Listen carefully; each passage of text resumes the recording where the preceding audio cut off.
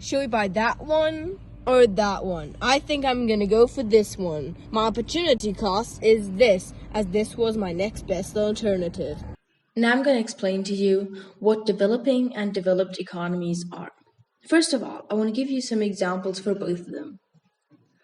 As developed economies, we have the USA, Germany, and Switzerland. As developing economies, we have India, China, and Pakistan. So now let me explain what makes an economy developed or developing. So you know the HAY rule probably, the healthcare, education, infrastructure, and income. So this has to be high, so a high level of education, healthcare, infrastructure, and income. This is one of the factors which makes an economy developed.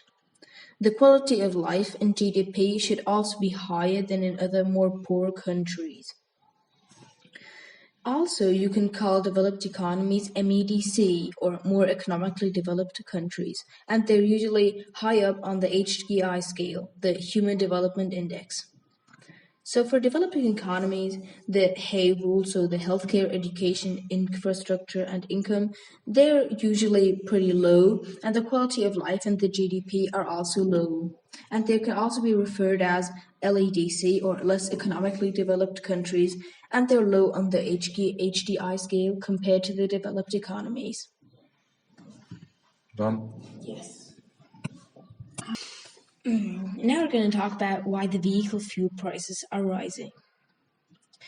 15% of Germany's diesel is imported from Russia, because at the moment less companies are buying Russian diesel. Due to the Russian-Ukrainian war, there is a scarcity of diesel, which is leading to higher prices. As the value of the dollar is higher than usually, this also increases prices as a lot of diesel comes from the US.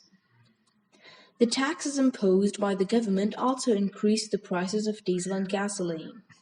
Since the beginning of the year, the oil prices rose by around 45%, which also increases the price of the fuel.